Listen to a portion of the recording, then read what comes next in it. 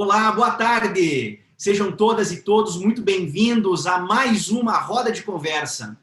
Na nossa tarde de hoje, nós vamos tratar de um tema importantíssimo, um tema extremamente atual, que é o estudo dos crimes contra a humanidade. Na tarde de hoje, nós vamos debater o funcionamento do Tribunal Penal Internacional e, em especial, como se dá o processamento perante aquela corte de denúncias que são oferecidas por governantes, chefes de Estado, lhes imputando crimes de genocídio, crimes de guerra e, em especial, o nosso tema selecionado para a tarde de hoje, os crimes contra a humanidade. E para tratar desse tema tão importante, nós não poderíamos contar com dois convidados melhores do que os que nós estamos recebendo aqui na tarde de hoje. E nós vamos contar aqui com a participação especial da professora Silvia Helene Steiner, ela que é professora da Faculdade de Direito da Fundação Getúlio Vargas, São Paulo, foi desembargadora federal do Tribunal Regional Federal da Terceira Região e também exerceu a importantíssima função de juíza do Tribunal Penal Internacional, do qual ela participou da composição originária, foi uma das founding judges do International Criminal Court e lá exerceu a jurisdição penal internacional de 2003 a 2016. Além da professora Silvia, nós também hoje contamos com a participação do professor Rui Carlos de Senha. O professor Rui é advogado criminalista, é professor de Direito Penal e Direito Penal Internacional da Faculdade de Direito da Universidade Federal do Paraná, onde atualmente exerce a coordenação do curso de Direito e com quem eu tenho a imensa honra de ladear e poder auxiliá-lo na vice-coordenação do curso. Grande parceiro, grandes amigos, a quem eu agradeço e dou as boas-vindas à roda de conversa. E nenhuma roda de conversa está completa se não fizer menção ao meu caríssimo amigo, co-anfitrião, parceiro de toda hora e grande fomentador dos eventos virtuais na área criminal, o Dr. Marlos Arnes de Oliveira, que muito nos honra e é uma grande alegria poder dividir esse e tantos outros espaços. Então, sem mais delongas, eu gostaria de convidar a professora Silvia para que faça o uso da palavra, dando-lhe as boas-vindas à roda de conversa. Professora Silvia, por gentileza. Muito obrigada, Guilherme, muito obrigada, Carlos, meus grandes amigos, eu que começo agradecendo pelo convite, também muito contente em rever o professor Rui de Senha, com quem tive tantas vezes oportunidade de trabalhar na preparação dos estudantes das nossas respectivas universidades para o ICC Moot Court Competition, e um trabalho maravilhoso com estudantes que se interessam por esse novo ramo do direito internacional, que é o direito penal internacional, e agradeço muito por a oportunidade de estar aqui. E eu tenho por costume também já começar me desculpando pelo fato de não ser professora, então eu venho sempre compareço a palestras, a conversas como essas, a fim exatamente de ter uma troca de ideias. Eu sempre aproveito muito essas trocas de ideias, mas professor mesmo, nós temos aqui o professor Rui de Senha, a quem eu ouvirei em seguida com muito prazer, e com certeza vou aprender muito sobre o tema que nos foi hoje destinado. Então, eu vou começar fazendo uma breve introdução a isso que nós chamamos de crimes contra a humanidade, e que, na verdade, essa introdução tem que nos levar um pouquinho atrás no tempo, no sentido de fixar o momento da história, que foi meados do século XIX, o surgimento das primeiras normas do chamado direito humanitário, que é vulgarmente conhecido como direito de guerra, e que surgiram exatamente, foi o primeiro ramo que se desviou do tronco principal do direito internacional, aquele direito internacional, que é o direito entre Estados, de disputas entre Estados, resolução de conflitos entre Estados, e que teve, portanto, esse primeiro ramo que se desviou, que foi exatamente o direito humanitário, o direito de guerra, que foi com o estabelecimento de determinadas normas de proteção de determinados grupos de pessoas em situações de conflitos armados. Essa é a semente, esse é o nascedouro deste novo direito internacional focado no indivíduo, ou em grupos de indivíduos. Então, nós temos essas primeiras normas, que são normas de limitação do poder absoluto dos Estados na maneira de conduzir os conflitos armados, e também estabelecendo normas especiais de proteção a grupos de pessoas não diretamente envolvidas nas hostilidades, como os náufragos, os feridos, os prisioneiros de guerra e toda aquela parte da população civil não diretamente envolvida nas hostilidades, ou mesmo aqueles combatentes que já tivessem deposto armas. Então, isto significou uma revolução no direito internacional. Primeiro, pelo fato de estar limitando o poder absoluto dos Estados. Segundo, estabelecendo determinadas regras suprapositivas, ou não suprapositivas, mas de natureza suprapositiva, no sentido de impor determinados limites e obrigações às partes dentro de um conflito armado.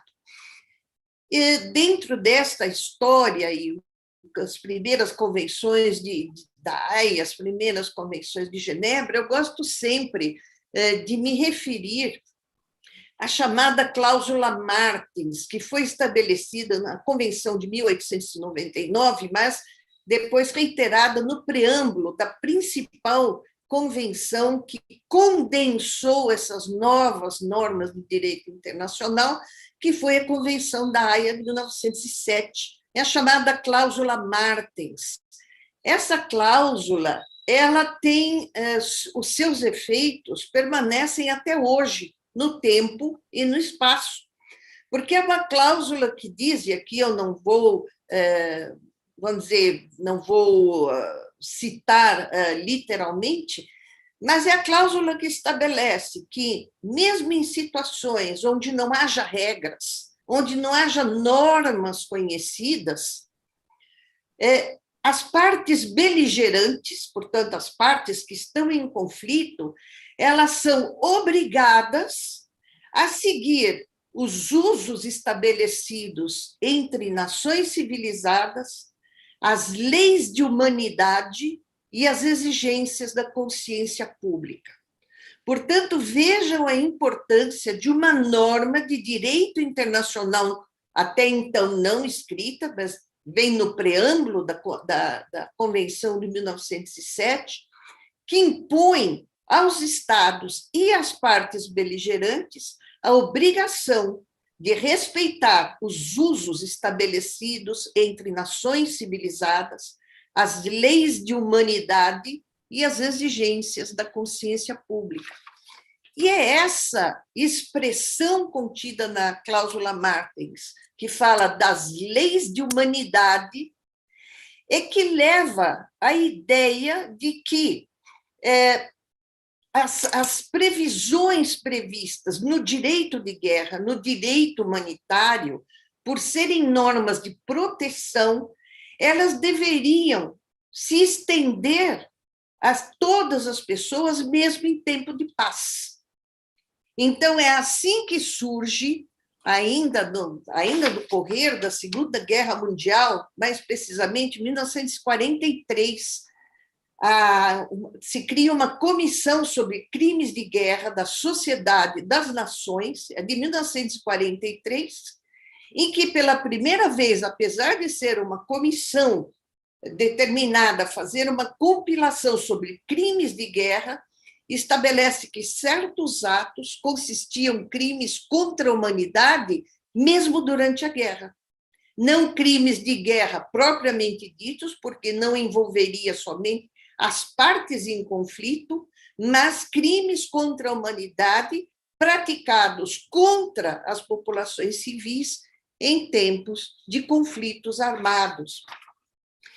Então, nós vemos que o direito internacional, que em princípio não se ocupava de violações praticadas por um Estado contra os seus próprios nacionais, é das palavras do juiz Jackson, que depois atuou no Tribunal de Nuremberg, que se estabeleceu a existência de determinados crimes praticados pelos Estados contra os seus próprios nacionais, como foi o caso da Alemanha em relação às comunidades alemãs perseguidas e exterminadas durante o correr da Segunda Guerra Mundial. E foi assim, na esteira dessas discussões sobre a existência de determinados crimes que não se tipificavam como violações às leis e costumes de guerra, mas sim que atentavam contra os usos e costumes das sociedades civilizadas, as leis de humanidade e a consciência pública, que se estabeleceu pela primeira vez nos estatutos de Nuremberg a existência dos chamados crimes contra a humanidade, embora ainda vinculados a uma situação de conflito armado. Então, apesar de exigir-se, né, sua ligação com o conflito armado. E esta fórmula foi repetida já na década de 90 no Estatuto do Tribunal Penal Internacional ad hoc para a extinta Iugoslávia, que também exigia, no rol de crimes contra a humanidade, a sua vinculação com o conflito armado na região dos Balcãs. Essa vinculação ao conflito armado já não vem mais prevista nos estatutos do Tribunal de Ruanda, na medida em que foi instalado também por resolução do Conselho de Segurança das Nações Unidas o Tribunal para Ruanda, no qual as principais competências foram exatamente para o crime de genocídio e para os crimes contra a humanidade praticados durante aquele período de pouco mais de 90 dias, onde quase 1 milhão de pessoas foram exterminadas naquele conflito. Portanto, quando em 1998 se reuniu a Conferência de Roma para a criação do Tribunal Penal Internacional, o primeiro de caráter permanente, estabeleceu-se aí sim, e da forma correta e tipificada, um elenco de crimes já considerados como crimes contra a humanidade, tanto considerados desde os estatutos de Nuremberg, passando pelos estatutos dos tribunais da Iugoslávia e de Ruanda, mas agora desvinculada da figura dos crimes de guerra. Os crimes de guerra regulados, vamos dizer, por toda a normativa internacional em matéria de direito humanitário, acrescido já, então, das 4 convenções de Genebra de 49, acrescido, então, também dos 2 protocolos adicionais de 1977. Portanto, direito humanitário, desta vez, separado do conceito próprio de crimes contra a humanidade, tal como previsto no Estatuto de Roma. Tal como previsto no Estatuto de Roma, do seu artigo 6º, há um elenco de condutas estas condutas, vamos dizer, dentro das nações civilizadas, dos princípios de humanidade e da consciência pública, são aquelas condutas que a maior parte dos estados modernos e democráticos também consideram como crimes, e como crimes graves. O assassinato, as lesões corporais, a tortura, o apartheid, o deslocamento forçado de pessoas, desaparição forçada e um elenco enorme de crimes de natureza sexual, entre outros. No entanto, e exatamente em função dessa origem, da previsão de crimes contra a humanidade, o rol de crimes vem encabeçado por aquilo que no Estatuto de Roma se chama de elementos contextuais. Portanto, não são quaisquer assassinatos, não é qualquer discriminação, não é qualquer violência sexual, não é qualquer ato de tortura que se configura como crime contra a humanidade. Ele só se configura como crime contra a humanidade quando é praticado dentro de um contexto, e este contexto tem as suas raízes naquela antiga vinculação de crimes contra a humanidade aos conflitos armados. Aqui não se exige mais um conflito armado, mas se exige o contexto de um ataque generalizado ou sistemático contra a população civil. Então, fora desse contexto de um ataque generalizado ou sistemático contra a população civil, não há que se falar em crimes contra a humanidade, e sim em crimes de direito comum. Não são crimes contra a humanidade, vamos dizer, em estrito sensu. Então, esse histórico que eu perdi, vamos dizer, tanto tempo aqui tentando explicar, ele é importante na medida que, para facilitar que nós possamos entender este conceito, este elemento, que é exatamente o que dá caráter de internacionalidade para determinadas condutas. É o que tira do âmbito doméstico e leva determinadas condutas para o campo do direito penal internacional. E, portanto, ele é elemento constitutivo do tipo penal.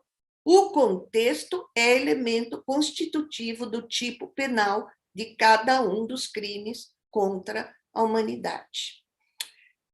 Bom, eu tenho muito mais a falar, mas eu vou parar por aqui, porque, como eu falei, eu queria dar uma introdução, e já até passei do tempo que me foi destinado para essa introdução, mas nós voltamos depois para discutir alguns outros aspectos, como, por exemplo, a jurisprudência do tribunal sobre o conceito de ataque, o conceito de generalizado, o conceito de sistemático, o conceito de política de cometimento desse ataque, que são, vamos dizer, que integram esta ideia de ataque contra a população civil.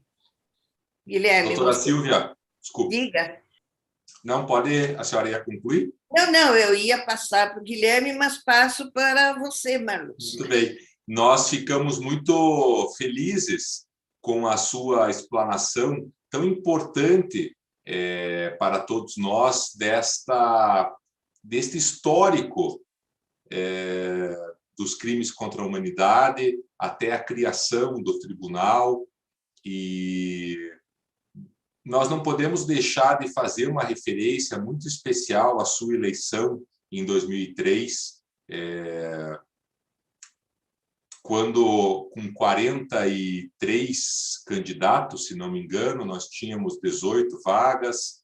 Dessas 18 vagas, a senhora foi uma das eleitas, e o Brasil muito se orgulhou e muito se orgulha da sua trajetória enquanto juíza na Corte Penal Internacional até 2009, e todos nós sabemos que a senhora lá permaneceu até julho de 2016, e somos testemunhas do reconhecimento internacional ao Brasil pelo trabalho que a senhora tão bem desenvolveu na corte.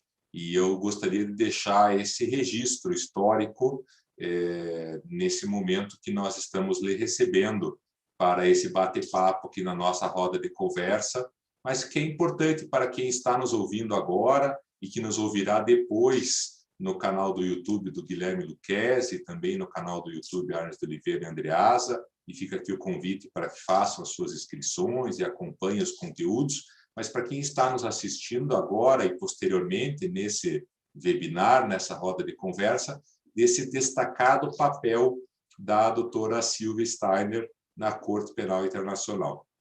E eu quero publicamente lastimar a ausência do Brasil e a ausência da continuidade do seu trabalho.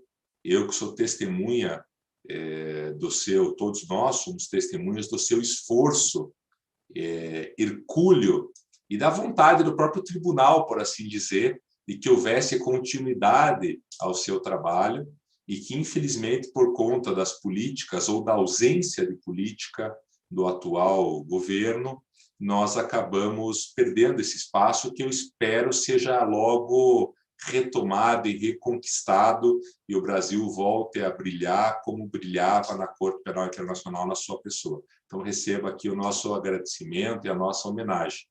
E com isso, Rui, eu trago um pouco esse histórico para esse momento que a gente vive no Brasil. Se você quer dar uma passada nisso e também você que é um professor renomado e uma referência nessa área do direito penal internacional, e não é um professor renomado e referência aqui no estado do Paraná, mas em todo o Brasil, e também fora do Brasil, reconhecido. Então, para você nos contar um pouco de como que esse histórico se encaixa com o nosso atual momento e dar as tuas pinceladas para que depois a gente possa trazer as perguntas do pessoal que está nos ouvindo no YouTube. Muito obrigado pela tua presença, doutor Rui. Tá sem o teu... Isso. A gente dá aula e não aprende. A gente dá aula há tanto tempo assim e não aprende. Muito boa tarde a todos e a todas. Muito obrigado, Marlos, por essa belíssima introdução. Obrigado ao Guilherme pela belíssima introdução. Quero dizer que é uma honra estar aqui com vocês. São amigos diletos de longa data, amigos de foro. O Guilherme, inclusive, ali, amigo de coordenação. A gente trabalha muito junto. Então, é efetivamente uma honra poder estar aqui e conversar com vocês sobre um tema que eu gosto tanto, que é esse tema do direito penal internacional. E quero saudar especialmente aqui a minha querida professora doutora Silvia Steiner, que é tenho um carinho imenso pela senhora. Discutíamos antes aqui quem era seu maior admirador, né? E eu me coloco aqui na briga, ali pela frente, porque gosto muito da senhora como jurista e como pessoa. É uma honra muito grande estar aqui do lado da senhora. E eu quero fazer coro ao tudo que disse o Marlos sobre essa carreira brilhante da professora Silvia no Tribunal Penal Internacional, complementando com um pouco mais de detalhe, porque eu tive a oportunidade de estudar na Haia exatamente enquanto a doutora Silvia Steiner era juíza, ali nos anos 2000, e ela, o que se ouvia falar é que a doutora Silvia Steiner era a melhor juíza do Tribunal Penal Internacional. Por quê? Porque era alguém que tinha, além de uma capacidade técnica imensa, porque tinha passado pela advocacia na defesa dos direitos humanos, porque tinha passado no Ministério Público Federal, porque tinha passado na magistratura, embargadora federal, então tinha uma experiência imensa, colocada ao lado de ótimos juízes muito bem intencionados, mas com um grande número deles sendo diplomatas e uma dificuldade imensa em lidar com um processo criminal, que é já difícil no nosso foro, na nossa experiência. Imagine num foro internacional em que você tem que lidar com uma pluralidade imensa de elementos, para começar um processo que é meio Frankenstein, um pouco civil law, um pouco common law, uma luta para construir um processo. E a doutora Silvia Steiner se tornou um centro de retirada, de busca de informação. dentro do Tribunal Penal Internacional. O pessoal procurava a doutora Silvia para saber como resolver determinada questão lá dentro. Então, ela sempre foi muito bem vista. Os meus colegas, quando eu estudava lá, todos falavam muito bem da doutora Silvia Steiner, e eu tive o prazer de poder conversar tantas vezes com ela lá na AIA, o que, além dessa capacidade técnica, me fez ver a doutora Silvia Steiner como uma pessoa de uma gentileza imensa, uma pessoa agradável, uma pessoa gentil com quem é muito bom conversar. Então, eu faço questão de dizer, espero que tenha ficado claro que eu sou o admirador número 1 da senhora aqui nessa mesa. Né? Eu aproveito agora o gancho que o Marlos me deu para...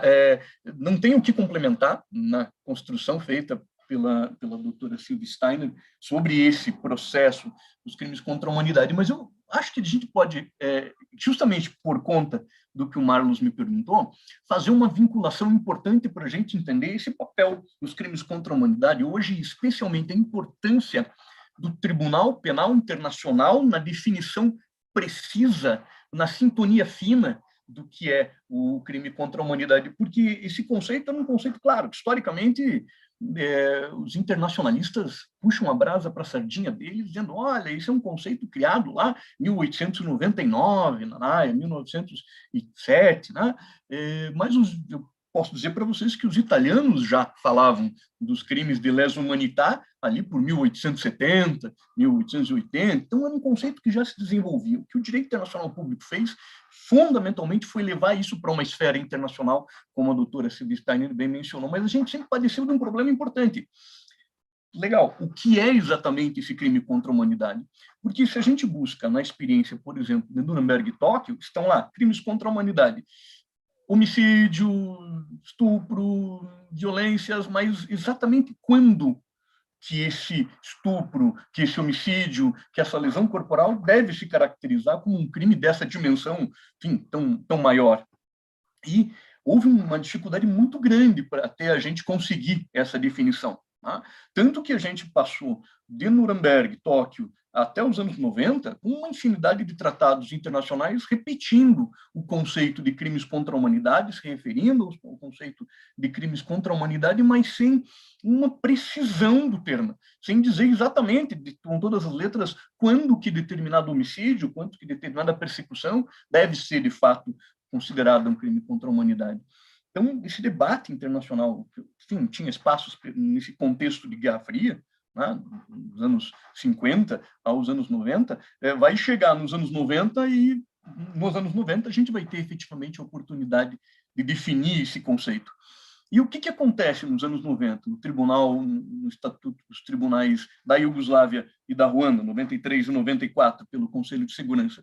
Temos uma definição exata do que é o crime contra a humanidade? Até temos, no contexto de cada um dos tribunais, porque as duas definições, aquela usada pelo Tribunal da Iugoslávia e aquela usada pelo Tribunal da Ruanda, são diferentes. Elas são feitas assim, para aquele caso, para aquele contexto da Iugoslávia, para aquele contexto da Ruanda. Eles são dedicadamente diferentes, com elementos, inclusive, diferentes. Um deles tem uma vinculação a uma coisa, outro tem uma vinculação a outra. Talvez o conceito do Tribunal da Ruanda seja o mais próximo da experiência do Tribunal Penal Internacional hoje. Então, ainda que nós tivéssemos uma definição estável agora, nem mesmo nesses tribunais a gente tinha um consenso que a gente podia chamar de universal. A gente poderia dizer, portanto, que nós teríamos dois conceitos de crimes contra a humanidade na experiência internacional. Por isso, a importância do Tribunal Penal Internacional ao definir exatamente, ao criar, de fato, olha, crime contra a humanidade é isto, como a professora a doutora Silvia exatamente mencionou, é aquele um caput que engloba os elementos contextuais, e daí a definição, os homicídios, os extermínios, a escravidão, os crimes sexuais cometidos naquele contexto do caput são os crimes contra a humanidade. Por que isso é essencial? Porque isso confere ao crime contra a humanidade a excepcionalidade que a gente deve reconhecer a essa espécie. Não é qualquer homicídio, não é qualquer estupro.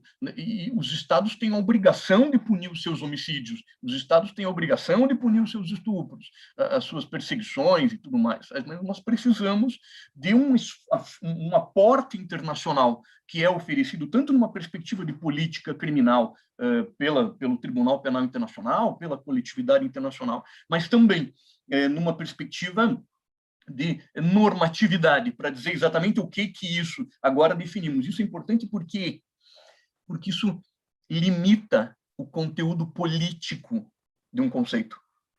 A gente não vai mais taxar aquela conduta como uma conduta criminosa porque, enfim, internacionalmente isso é interessante. Não, nós sabemos o que é e sabemos onde. É claro que o conceito é extremamente complexo. Não é à toa que nós precisamos de uma jurisprudência densa para esclarecimento de todos esses contextos que, como a doutora Silvia Steiner mencionou, são importantíssimos. Né? O que é o ataque, o que é generalizado, o que é sistemático, e aí, certamente, além da doutrina internacional que vem se desenvolvendo, especialmente a partir dos anos 90, com maior vigor, né? Mas também pela jurisprudência dos tribunais, do Tribunal Penal Internacional, a gente precisa disso para uma contextualização mais clara. Isso nos permite, portanto, conseguir olhar para um caso e dizer estamos diante ou não de um crime contra a humanidade.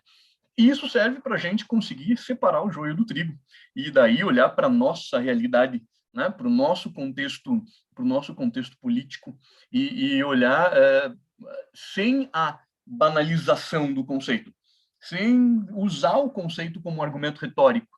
Infelizmente, isso acontece com outros conceitos que são usados, enfim, fora do seu contexto. Né? Mas, por exemplo, a questão do genocídio ela é uma questão ainda mais específica, porque o genocídio é, de fato, uma especialização do crime contra a humanidade, mas se o crime de genocídio é uma questão tão específica, o crime contra a humanidade ele se encaixa mais em uma série de experiências que nós temos.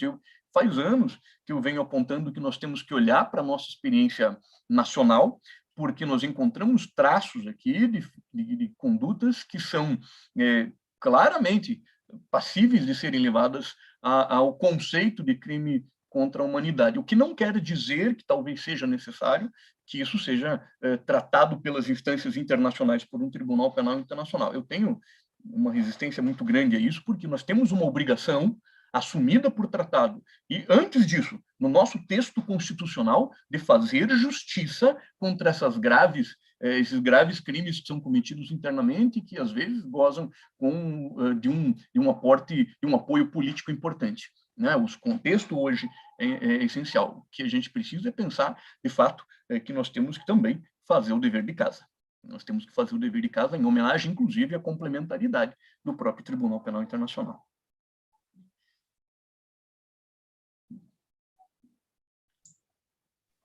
Acho que isso mais ou menos contextualiza a questão.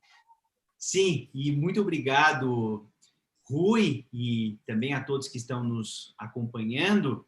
Nós conseguimos agora compreender, né, ter uma compreensão inicial do que é essa jurisdição penal internacional e o funcionamento, né, da aplicação do Estatuto de Roma perante o Tribunal Penal Internacional, e a gente consegue separar aqui alguns conceitos, né? A gente pensa normalmente em um direito penal internacional ou em um direito internacional penal, como preferem alguns, a partir de uma perspectiva de tempos de guerra e violações a convenções que dizem respeito como a guerra deve ser guerreada.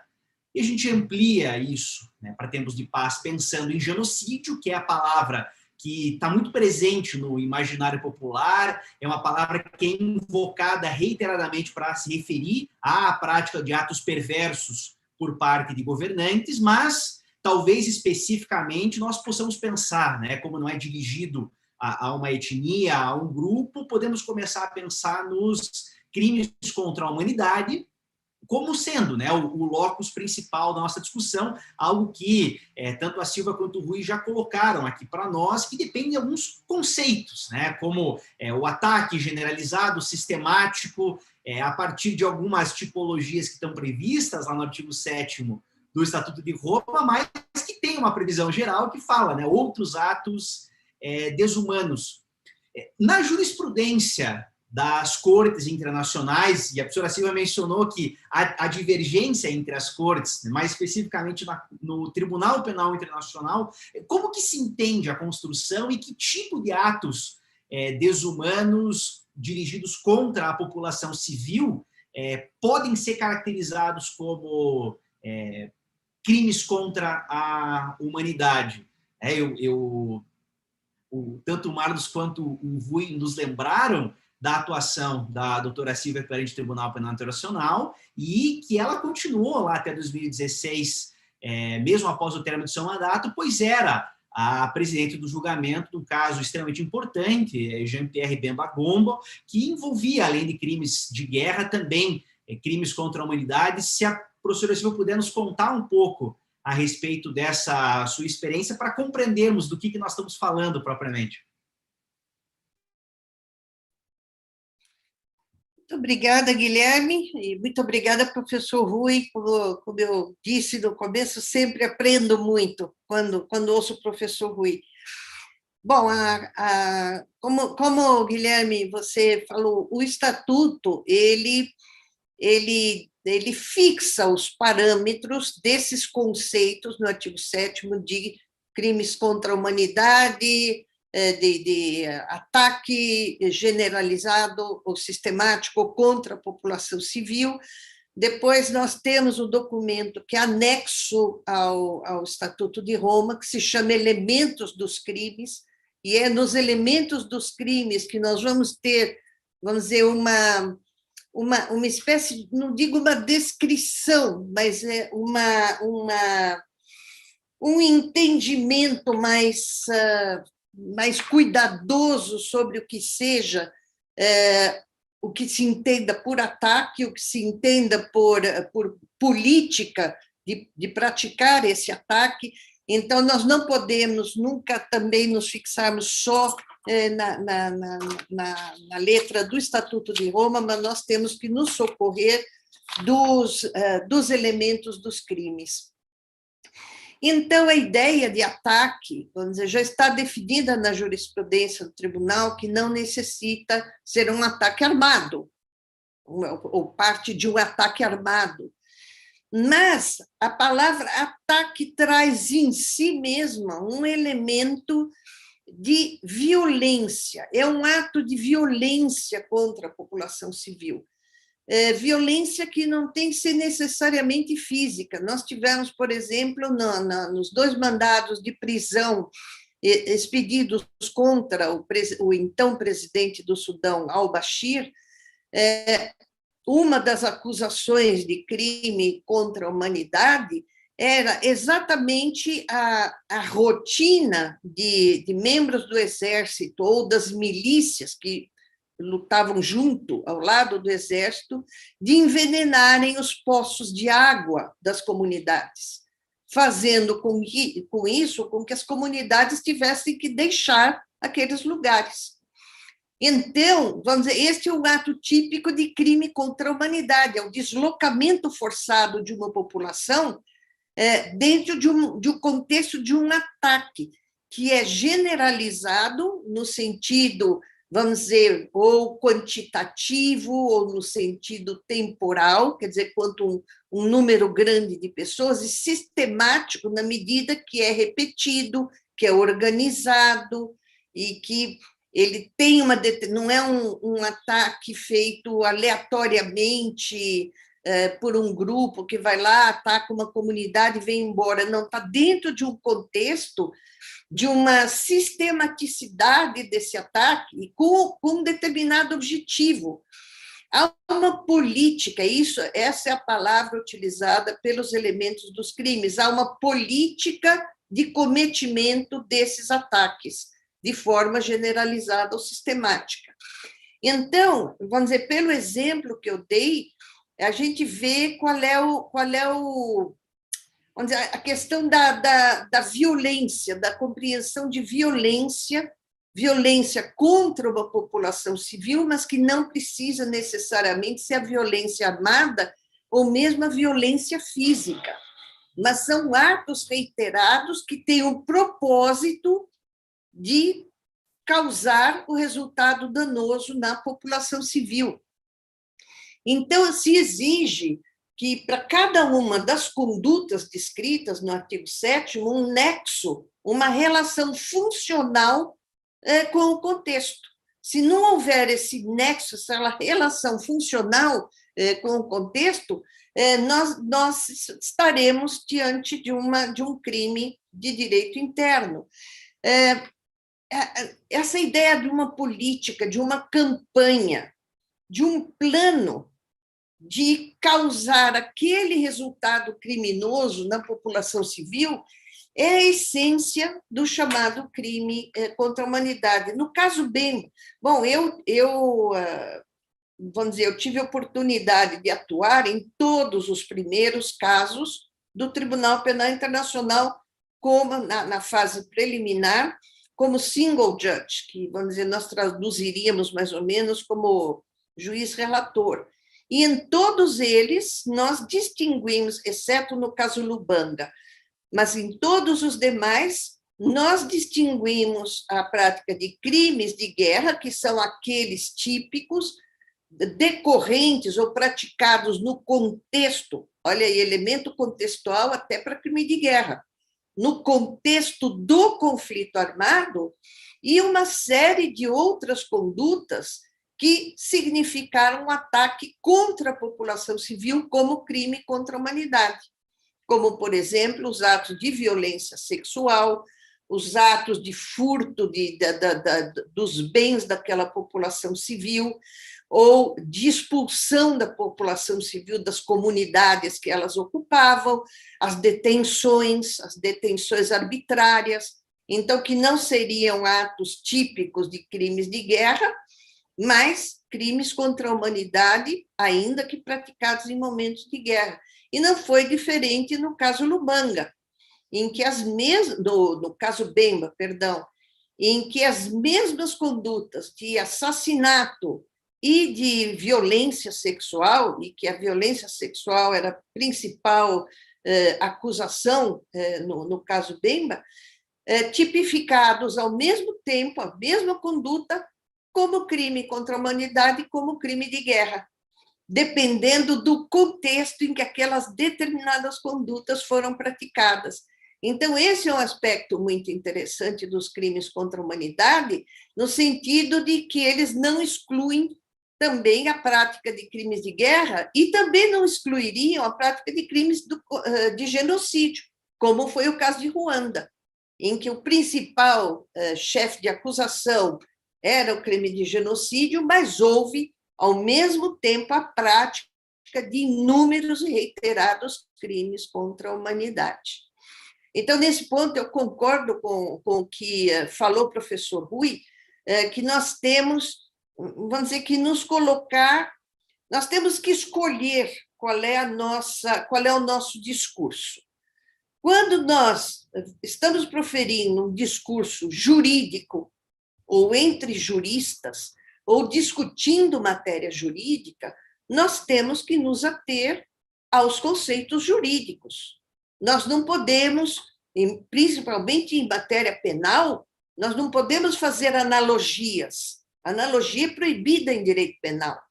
Isso está previsto desde a Declaração Francesa de Direitos do Homem. Então, é uma conquista da humanidade o princípio da reserva legal. Só é crime aquilo que a lei diz que é crime.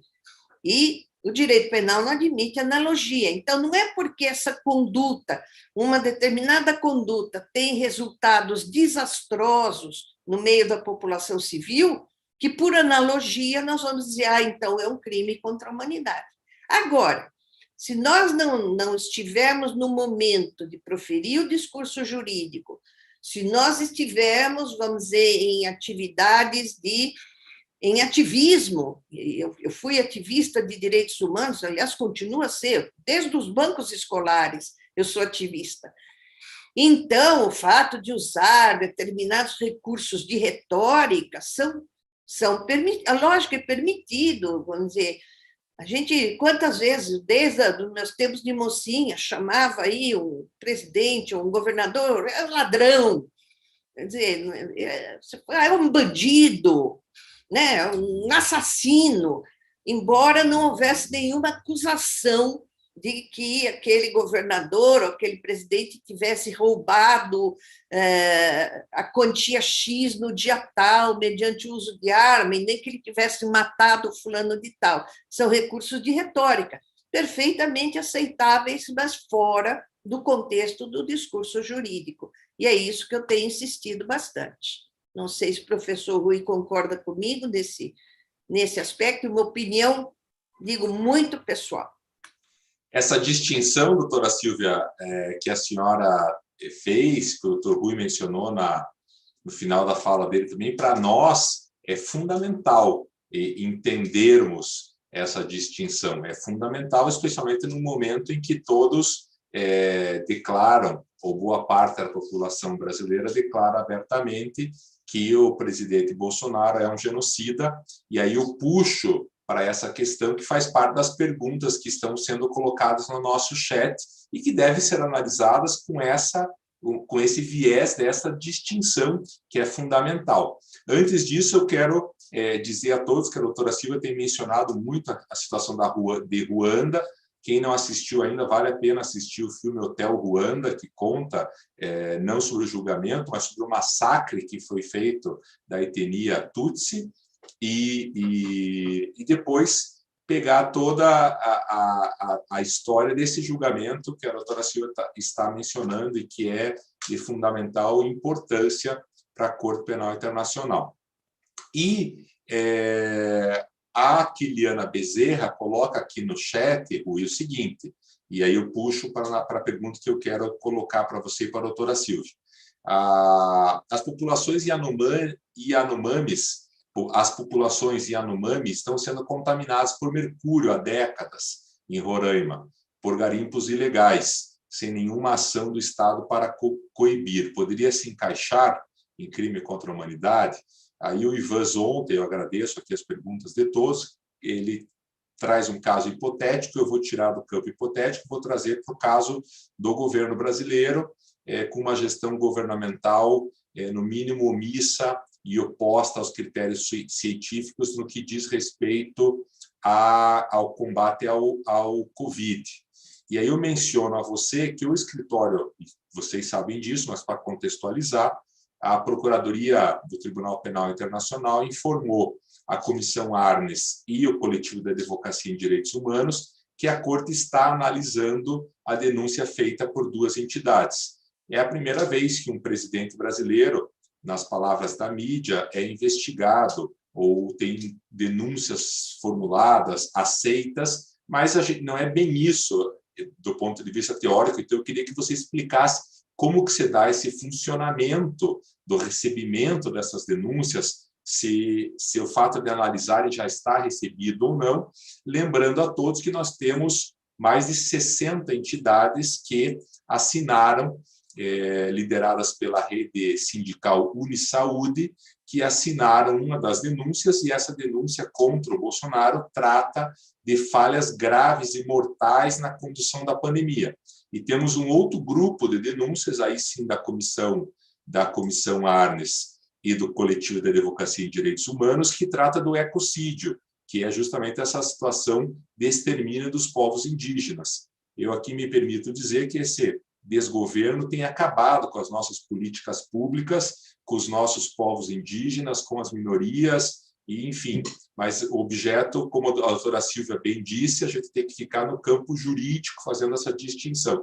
Então, a minha pergunta para você, Rui, essas denúncias foram aceitas? Essas denúncias têm condições de ser aceitas? Se forem, como que funciona? Como que você pode traduzir isso para o nosso público em termos bem práticos, para todo mundo entender o que está acontecendo efetivamente?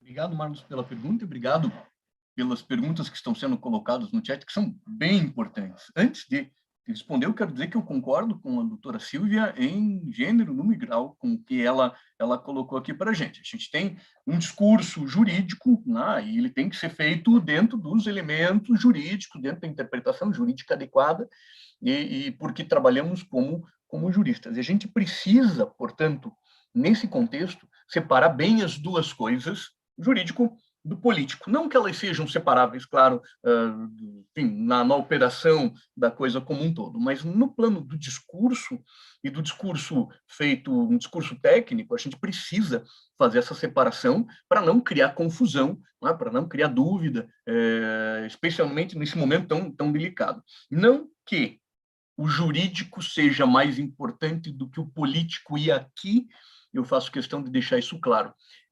Percebo que, no contexto contemporâneo, o político tem um aspecto mais importante do que o jurídico nos casos que você me apresenta. Tá? Esses casos, todos eles, tanto a perspectiva de acusações que são feitas, quanto o presidente da República pelo crime, por exemplo, tanto de ecocídio quanto enfim, crime contra a humanidade, de forma genérica, por conta de uma gestão feita de absolutamente omissa, absolutamente conduzida de forma ímproba, uma condução absolutamente errada, para não dizer criminosa, da questão da pandemia no Brasil. Nessa perspectiva, nós precisamos interpretar isso como uma perspectiva política que implica efeitos e que deve implicar efeitos, porque nós não podemos ficar omissos, e mais do que nós, não podemos, os nossos representantes não podem ficar omissos. Então, você tem que movimentar o Congresso, você tem que movimentar os tribunais para que eles tomem as medidas necessárias contra um governo que vem conduzindo a questão da saúde pública no Brasil com um absurdo número de mortos, uma condição que poderia estar muito melhor, né? Eles têm que tomar as medidas efetivas para que esse processo seja levado a cabo de forma democrática e republicana, como determina o nosso texto constitucional. Tá? Isso numa perspectiva política. Numa perspectiva jurídica, as perguntas que são postas aqui, vejam, por exemplo, a Kiliana pergunta sobre as populações de Yanomami, contaminadas por mercúrio há décadas. Né? Isso é grave? Isso é gravíssimo. E o absurdo da coisa é que ninguém tenha feito nada contra isso ainda. O absurdo da coisa é que nós não tenhamos, enfim, uma condenação, nós não tenhamos processo, a gente não tem aí uma suspensão de atividades, isso continua há décadas e não se movimenta nessa perspectiva. Nós não podemos deixar de fazer o dever de casa nesse sentido. Para caracterizar isso como um crime contra a humanidade, numa perspectiva internacional, a gente teria que ter em mente que aqueles elementos do Estatuto de Roma, por exemplo, lá, do crime contra a humanidade, precisam estar presentes. E daí nós pode haver dúvida de que, por exemplo, exista de fato uma intenção de, dolo, por exemplo, uma pretensão de efetivamente matar essas comunidades. Pode ser que exista.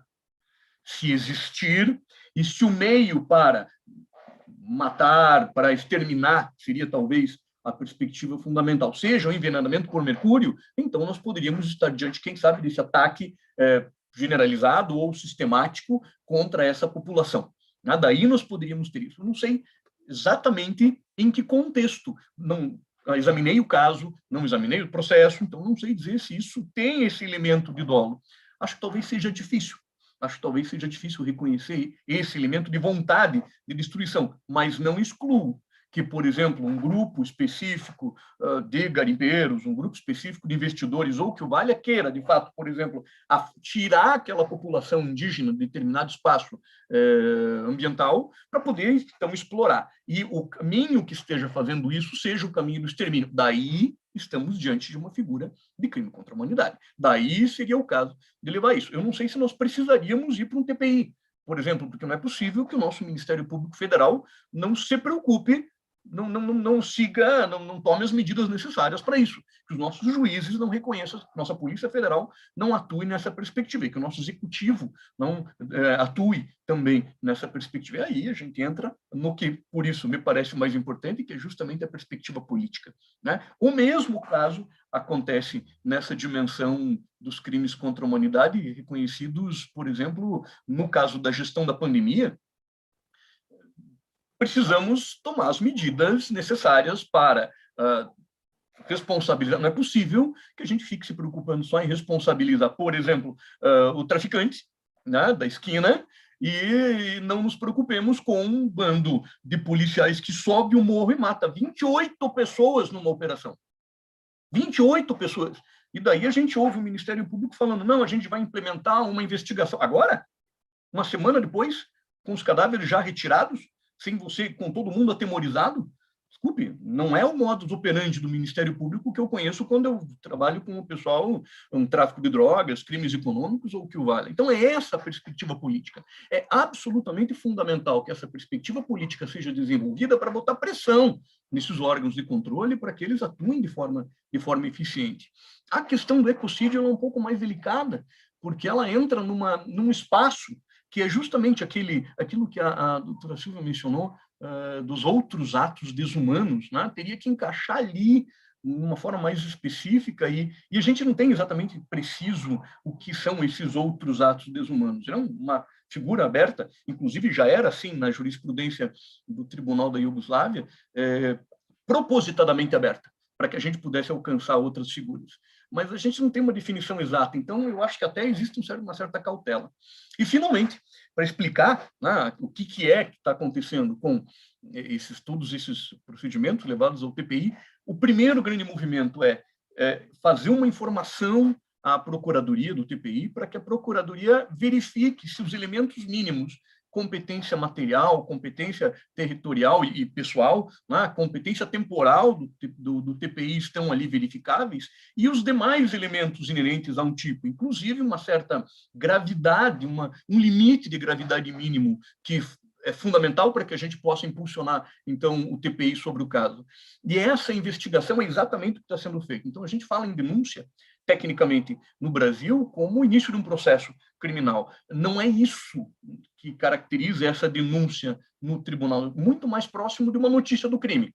Ou seja, nós estamos informando ao TPI que existe um caso de aparência de crime. Aí a Procuradoria tem o papel de fazer essa investigação preliminar, analisar o caso, sempre com o apoio das informações que são ofertadas por quem noticia, né? No caso, esses grupos importantes. E se ele entender que ali nós temos um caso importante que pode, enfim, impulsionar a competência do TPI, aí ele vai pedir uma autorização para iniciar um processo investigatório, porque o fato de iniciar um processo investigatório pelo Tribunal Penal Internacional já é, por si só, um ato delicado no plano internacional. Então, primeiro, é esse processo que nós estamos, é esse momento em que nós estamos. Muito do que é levado ao TPI fica fora da sua competência, evidentemente fora. Uma grande maioria, 80% dos casos, provavelmente, fica fora. E, além desses casos que estão na competência, eles ainda precisam ser filtrados. Então, é esse o processo que está acontecendo com todas essas várias denúncias que foram feitas contra o presidente brasileiro e seus funcionários subordinados. Obrigado, Rui. Ainda nesse tema, nós recebemos aqui, doutora Silva, mais uma pergunta do Rodrigo Batalha, que pertence ao nosso grupo de estudos em Prática Penal Internacional, o GEP, da UFPR, que pergunta que, no caso concreto do Brasil, o fato de, segundo depoimentos prestados na CPI da Covid, Manaus ter sido usado de cobaia para técnicas de combate à pandemia, se restaria configurado o requisito de política para a configuração do crime contra a humanidade. E quando ele pergunta isso, eu lembro, um ponto que o Rui acabou de colocar aqui para nós, que é a análise da admissibilidade, a possibilidade, né, de justiciability, né, a possibilidade de o tribunal poder, de fato, exercer jurisdição sobre o caso, principalmente quando já houver uma apuração, como está havendo no Brasil com relação à CPI da Covid. Se isso impacta ou não, ou se é preciso alguma demonstração adicional de que o Estado não deseja ou é incapaz, né, unwilling or unable to prosecute, né, de perseguir esses crimes. E tendo a professora vindo dos quadros do Ministério Público Federal, como que avalia a possibilidade de a nossa Procuradoria-Geral da República, o MPF, efetivamente analisar esses casos, né, envolvendo governantes no Brasil. E, além disso, não poderia deixar de fazer uma pergunta que vem do Estevão, que pergunta diretamente à professora Silvia qual é a sua posição a respeito da pressão dos Estados Unidos sobre os crimes contra a humanidade no Afeganistão. Há pressão também da China, Rússia e Israel sobre o TPI, como o TPI lida com isso e como conscientizar a população mundial de que o TPI imparcial, independente e legalista é importante para a humanidade e para o século XXI. Bom, muito pertinentes as questões, e não é de admirar, já que são seus alunos de vocês e demonstram estar muito bem preparados. Eu queria, antes, só voltar num pontinho de uma resposta do professor Rui, só para fazer um esclarecimento. Quando nós falamos de denúncias enviadas ao Tribunal Penal Internacional, como o professor Rui falou, são notícias crimes, não são denúncias no sentido que nós entendemos denúncia. E a Procuradoria, tendo em vista que recebe anualmente centenas dessas notícias crimes, ela estabeleceu um sistema, os chamados exames preliminares, mas antes de uma notícia crimes se tornar um objeto desse exame preliminar, ela passa por uma triagem. É uma triagem liminar, inicial, prima facie. Essa triagem ela não está prevista em lugar nenhum, uma questão de metodologia de trabalho.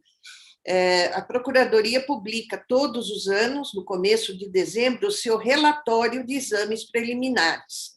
Então, para que vocês tenham uma ideia, atualmente, em fase oficial de exame preliminar, tem 9 situações. E a Procuradoria recebeu 900 notícias crimes. Então, ela entendeu necessário fazer essa triagem preliminar que exclui imediatamente todas aquelas notícias, crimes, que se referem a fatos que não são de competência do tribunal.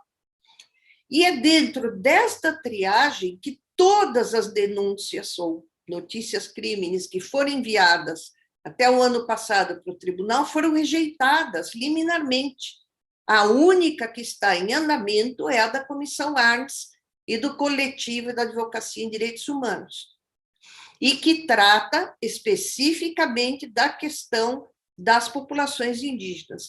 Todas aquelas que foram enviadas e que tratam da questão da gestão da Covid já foram rejeitadas liminarmente, porque entendeu a Procuradoria que não se configura crime de competência do Tribunal Penal Internacional.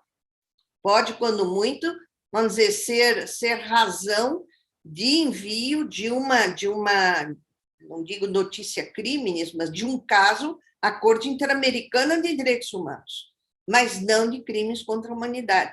Inclusive, essa de ecocídio, Marlos, que não existe crime de ecocídio no Estatuto de Roma, e isso eu discuti bastante com o pessoal do Coletivo de Advocacia em Direitos Humanos, e, afinal, o que seria uma notícia crimes de ecocídio, ela se tornou a notícia crimes de medidas que estão levando à extinção das comunidades indígenas.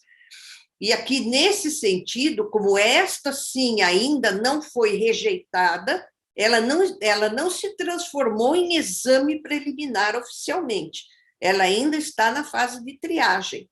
Mas eu acho que nessa notícia crimes, eu não veria nenhum problema em que qualquer entidade incluísse a informação sobre a questão da contaminação de mercúrio, que é feita e que tem atingido as comunidades indígenas, principalmente Yanomami, como os recentes ataques agora, já 7, 8 ataques seguidos de garimpeiros contra uma determinada tribo Yanomami, perto de uma região de garimpo.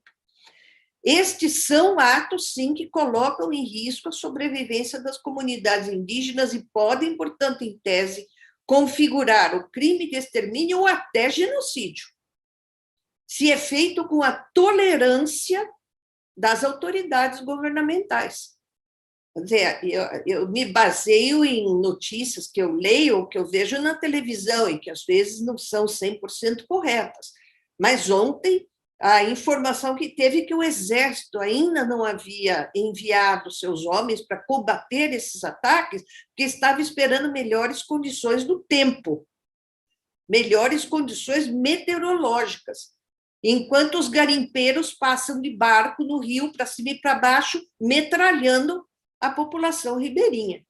Quer dizer, se isto é verdade, eu diria que há uma conivência das autoridades no sentido de ou exterminar aquela população ou fazer com que aquela população abandone áreas que são ocupadas por aquela população tradicionalmente. Isso pode levar ao extermínio, à perda da identidade cultural de uma comunidade indígena.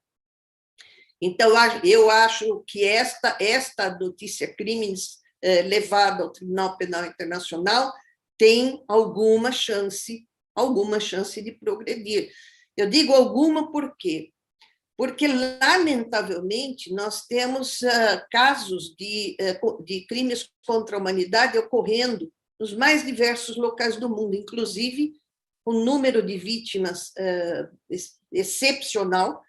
Nós temos casos seríssimos, nós temos casos do Iêmen, da guerra da Síria, nós temos o caso dos Rohingya, que agora sim se transformou num exame preliminar, no caso, que é o caso de Mianmar, e outros tantos, e o tribunal acaba tendo que fazer uma escolha.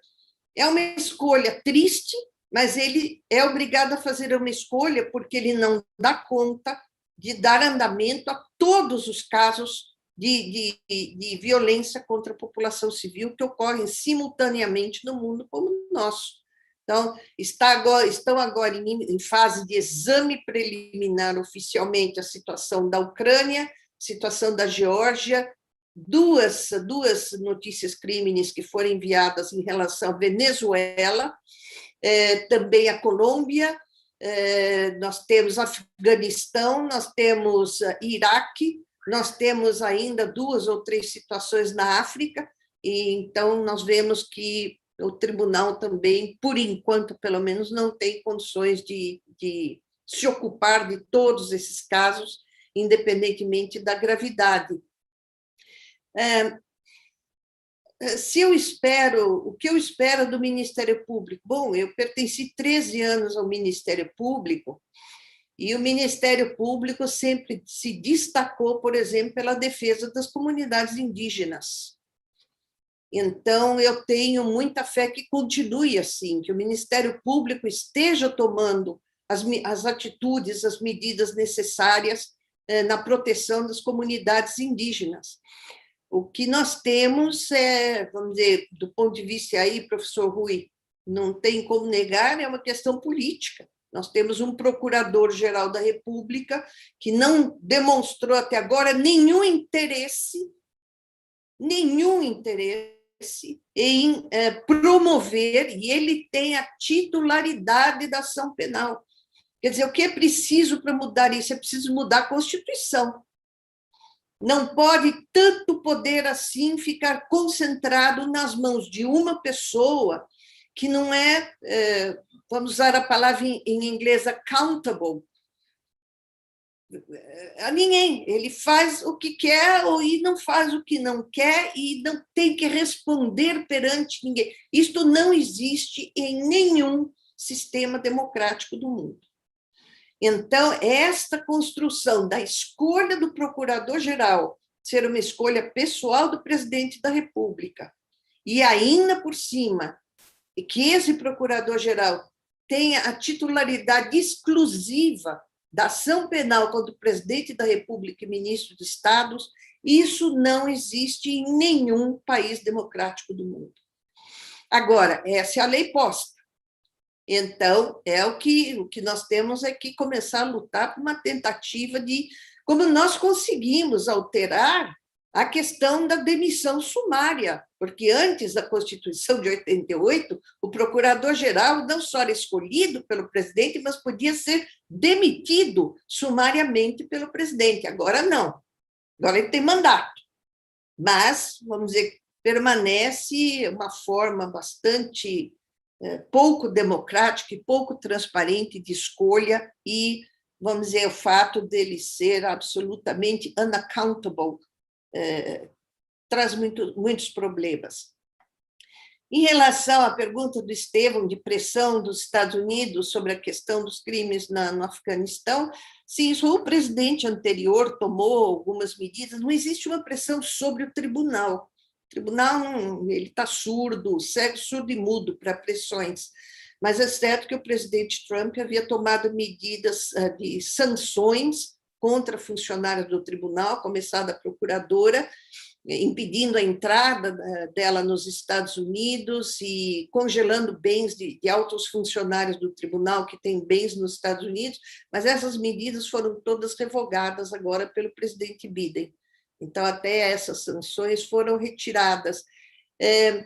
Nós não sentimos, vamos dizer, pressão no sentido de pressão direta no tribunal, mas é certo que determinados estados não aceitam de maneira alguma sequer a existência de um Tribunal Penal Internacional e sujeito a todas as críticas. Agora, quando o tribunal reconheceu ao Ministério Público o direito de abrir uma investigação sobre crimes cometidos por Israel na Palestina, as críticas vieram de todos os lados, até de renomados juristas que dizem que o tribunal reconheceu a Palestina como Estado antes mesmo que os trâmites exigidos para o reconhecimento de um Estado fossem tomados no seio das Nações Unidas.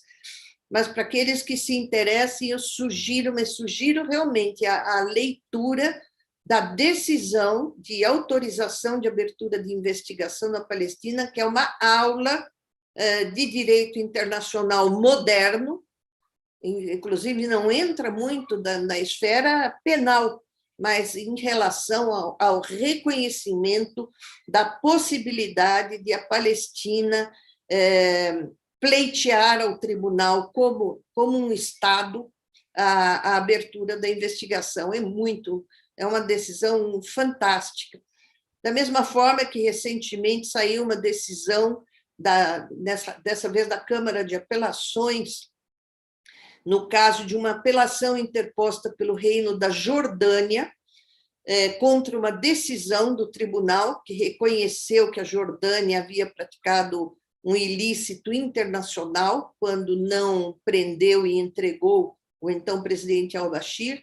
Então, essa decisão da Sala de Apelações discute a questão da imunidade de chefes de Estado em função não só da lei internacional, mas do costume internacional de se conferir imunidade a chefes de Estado. Também outra decisão, é o que eu costumo dizer, o tribunal é muito novo. O primeiro caso, o caso Lubanga, começou em 2006, quer dizer, é um tribunal que tem 15 anos de existência, mas já está demonstrando que veio, já tem uma jurisprudência em determinadas matérias que eu acho que é fantástica. Aí eu vou tentar ser bem rápida, a última questão, que é do Rodrigo Batalha, os depoimentos da CPI no fato de Manaus ter sido usada como cobaia para técnicas de combate à pandemia. Doutora Silvia, a senhora não precisa ter pressa nenhuma. O tempo é todo seu e está sendo um prazer enorme lhe ouvir. Não, mas isso aqui é uma conversa e eu quero ouvir também, eu preciso ouvir também. Eu tenho, às vezes, um pouco de medo de formar as minhas ideias sobre um determinado assunto, e se eu não tenho checks and balances, eu vou ficar, vamos dizer, muito convencida de que eu estou certa, e eu acho que isso não faz a gente crescer. Este caso, vamos dizer, se demonstrado de que houve um acordo de usar uma população de um Estado como cobaia para criar a tal da imunidade de rebanho, em tese, eu diria que sim, estão presentes os elementos de um crime contra a humanidade. Esta política, nós vamos de novo, voltamos para os elementos dos crimes que falam a necessidade de se provar a existência de uma política de um Estado ou de uma organização para a prática de determinadas condutas. Esta política deliberada de deixar de vacinar ou de recomendar o uso de aspirina para curar Covid, porque assim se cria a imunidade de rebanho, em tese, no meu entender pessoal, pode sim configurar um crime contra a humanidade. Doutora Silvia, muito obrigado pela... Rui, Quero assinar embaixo do que disse a doutora Silvia sobre essa questão. Se ficar provado, se houver indícios, se houver elementos, se ficar provado que Manaus foi usada, isso caracteriza certamente, os elementos estão presentes do crime contra a humanidade, e assim, com uma crueldade que é algo, sim, assustador, que nos faz voltar 80 anos no passado, né? Que nos faz voltar a experiências totalitárias assustadoras. Não é possível que, se isso vier, se de fato for isso que se verificar, vamos tentar lá ver se dá certo, e daí aquela mortandade terrível que nós tivemos em Manaus, que, enfim, só se espalha no Brasil por uma absoluta ignorância mínima de qualquer substrato sanitário, médico e moral. Evidentemente, nós temos um crime contra a humanidade e isso tem que ser tratado de acordo. De acordo. Se me permitem, eu tinha até tomado nota, porque os elementos dos crimes e as regras de procedimento não estão ainda traduzidos para o português. Mas na introdução aos crimes contra a humanidade, nos elementos dos crimes, que é esse anexo ao Estatuto de Roma, existe uma nota de rodapé, mas que integra o texto. Já foi decidido que essas notas de rodapé não são só referências, elas são normas de interpretação do texto. Ela diz que políticas omissivas, em circunstâncias excepcionais, elas, se forem implementadas por uma falha deliberada em tomar ação e que tem o objetivo consciente de encorajar a prática de determinadas condutas, ela pode ser considerada como ataque generalizado ou sistemático contra a população civil. Só não pode se inferir se for uma simples omissão. A simples omissão não pode inferir que houve um ataque contra a população civil da simples omissão. Mas a omissão deliberada, como uma política que visa atingir determinado resultado, essa omissão deliberada pode ser considerada elemento contextual de crime contra a humanidade. Por isso que eu reitero esse meu entendimento que, se houver indícios suficientes, é lógico que prova só vai haver no correr da ação penal, mas indícios suficientes de que houve este conluio com este objetivo, sim, em tese, configura crime contra a humanidade. A Patrícia Pereira Jorge e o Estevão estão aqui no chat agradecendo as respostas da doutora Silvia, do doutor Rui, elogiando, como vários outros, e ouvindo a doutora Silvia e o doutor Rui, eu sou um fã de um podcast chamado Petit Jornal, que é de política internacional, e ele é muito curto, 6 minutos, 7 minutos, 3 a 4 vezes por semana, e eu, quando ouço, tenho a sensação daquilo que eu tive quando ouvi a doutora Silvia, de que o mundo está em transe. Nós temos guerras, quando ela diz que o tribunal tem que escolher, nós temos guerras por todos os lados, nós temos violações por todos os lados, e quando a gente vai um pouquinho para a política internacional, mesmo que superficialmente, num podcast, num livro, a gente percebe como nós estamos num ambiente realmente conflitado e que realmente nós temos que fazer a nossa parte para deixar o mundo um pouquinho melhor. E, infelizmente, Rui e doutora Silvia, nós estamos chegando ao final do nosso programa, mas nós temos um tempo para que o doutor Rui faça aí a sua mensagem final, e depois a doutora Silvia, evidentemente, e aí o doutor Guilherme dá a bênção final depois do doutor Rui e da doutora Silvia. Obrigado, Marlos. Se há mensagem para a gente deixar aqui, talvez a mais importante que me passa pela cabeça é a seguinte: nós temos um sistema internacional de proteção de direitos humanos e nós temos um sistema internacional hoje de criminalização de condutas mais graves, aquelas que atacam a humanidade na sua essência, e o Tribunal Penal Internacional desempenha um papel muito importante. O que a gente não pode, e aí eu faço recurso àquela discussão política, é deixar de fazer o dever de casa. Nós não podemos, esse exercício internacional, ele tem que ser algo subsidiário. Essa é a ideia do Tribunal Penal Internacional. Ele nunca quis se tomar o lugar dos países no dever que eles têm de garantir seus cidadãos, de garantir os valores humanos internacionalmente reconhecidos e de garantir, por exemplo, a luta contra um genocídio, crimes contra a humanidade, crimes de guerra e crimes de agressão. Então, é fundamental que nós façamos o nosso papel na academia, na advocacia, como agentes políticos e pressionando os nossos agentes políticos para que eles efetivamente tomem as medidas necessárias. Políticos, claro, no sentido do executivo, legislativo e judiciário, porque isso é fundamental para que a gente possa viver num país livre das grandes violações de direitos humanos que, enfim, vivemos na história. Já não há mais tempo para isso. Não é possível que nós não tenhamos aprendido nada com as desgraças pelas quais nós passamos nos últimos anos, nas últimas décadas e nos últimos séculos. A gente precisa realmente desenvolver esse espírito democrático. Quero agradecer profundamente a presença e a lição, e ouvir falar com a doutora Silvia. É uma delícia conversar com ela, é sempre muito bom conversar com ela. Espero que a gente possa tornar esses encontros muito mais repetidos para a gente poder conversar, tomar aqui logo ao redor de uma mesa tomando um café, se não um vinho.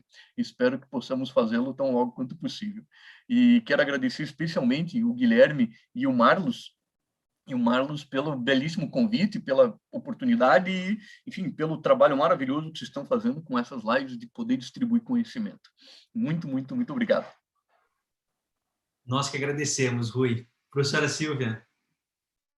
Bom, da minha parte também, eu quero agradecer muito ao Guilherme, ao Marlos pelo convite e também dizer do meu prazer em ter essa oportunidade de sentar para um bate-papo com o meu querido amigo professor Rui de Senha, na esperança de que logo, logo nós possamos, vamos dizer, fazer esse e outros debates com um auditório cheio de estudantes, de profissionais do direito, levantando as suas mãos e mostrando as suas caras, dizendo a cabeça, dizendo não concordo, então dizendo sim, concordo. Essa interação que faz tanta falta para todos nós.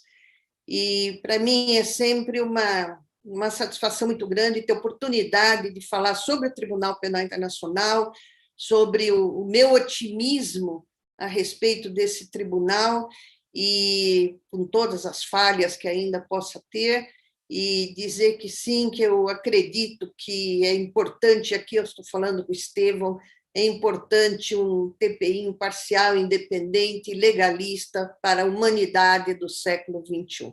Então, muito obrigada, para mim foi uma delícia essa conversa. Até bem proximamente, se Deus quiser. Amém. Muito obrigado, doutora Silvia, doutor Rui. Foi um privilégio recebê-los aqui. Essa roda de conversa vai ficar salva nos canais do YouTube, Guilherme Brenner Lucchesi e Ares de Oliveira Advogados. Então, compartilhem com quem vocês acham que podem gostar desse conteúdo e aproveitar. Se gostou, curta o vídeo aqui no canal, ele também vai ficar disponível depois no canal Ares de Oliveira e Andreasa Advogados.